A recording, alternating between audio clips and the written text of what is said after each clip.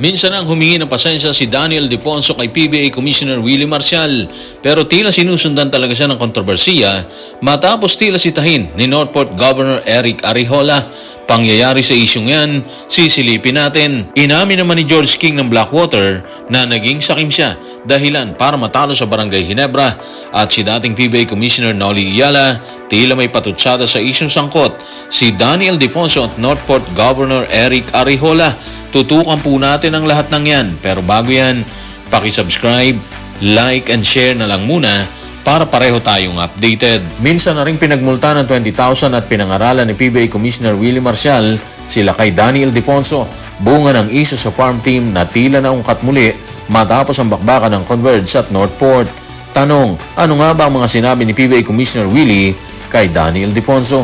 Tutukan natin ang sinabi ni PBA Commissioner sa report ni Ruben Torrado sa Spain. Nag-usap kami at tinanong ko kung ano yung nangyari. Nadala lang siya sa emotion sa mga nakita niyang post ng mga netizen dahil sa anak niya yon. Sabi ko sa kanya, ganyan talaga, kasama sa trabaho yan. Mas madami nga sa akin eh. Kailangan talaga, relax ka lang.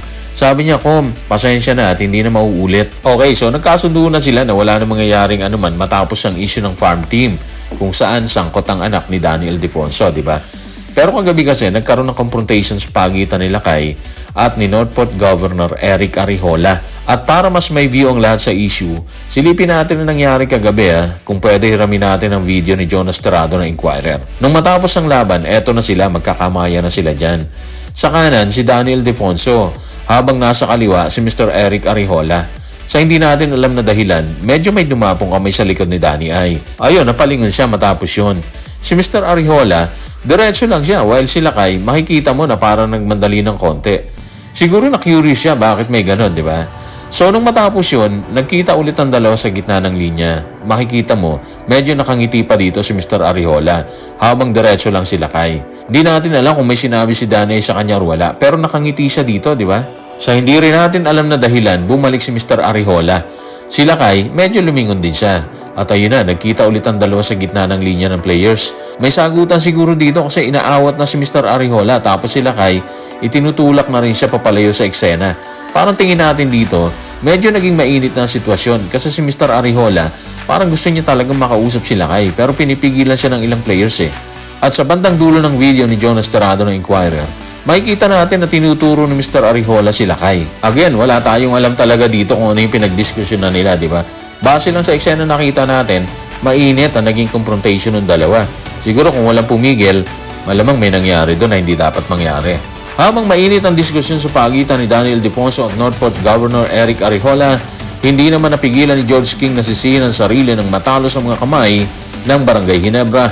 Ayon sa kanya, sila sana ang nanalo kung hindi siya naging sakim.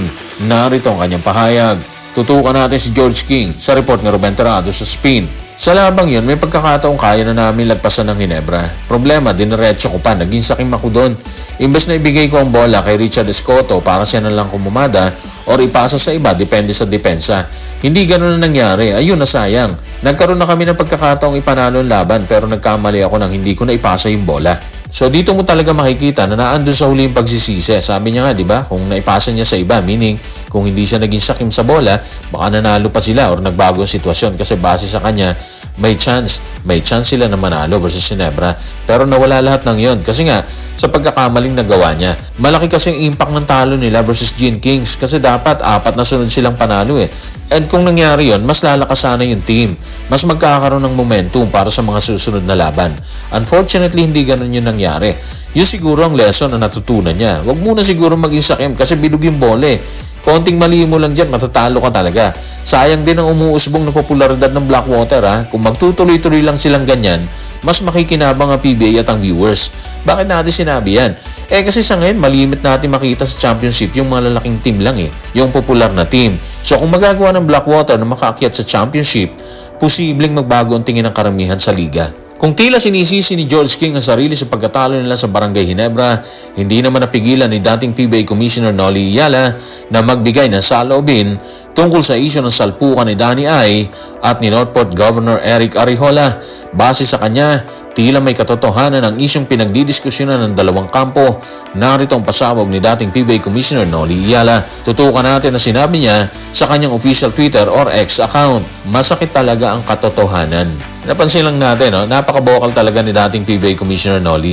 Alam na alam niya yung issue na patuloy na nagsisirculate sa loob at labas ng PBA. Lalo na itong sinasabing farm team, di ba? Ilang beses na rin siyang nanawagan tungkol sa issue na yan. At ngayon sinasabi niya na masakit talaga yung katotohanan. Katotohanan na mahirap tanggapin ng ilang personality na involved sa issue. Anyway, ayaw naman nating sumausaw sa issue kaya siguro iwan na lang natin ang lahat sa kanila, di ba? Sila kasi may power para mabago yung sistema ng PBA sa ngayon. Pero base kasi sa nakikita natin, ang hirap-hirap ibalik ng tiwala ng sambayanan sa PBA. Di gaya nun dati, sobrang suportang binibigay ng lahat sa liga. Siguro maiintindihan naman natin yun kasi iba ngayon. At iba, nung panahong walang social media. Ngayon, isang click lang makikita mo ng laban sa PBA. Samantalang nung time na yon, sa TV lang talaga at sa venue. Ngayon, may internet na tayo. Anytime, anywhere, sabi nga nila. So ano man ang issue, hangad natin na maging maayos talagang takbo ng PBA. Dahil kilalang-kilala tayo mga Pilipino ng mundo sa larangan na yan. So guys, maraming salamat.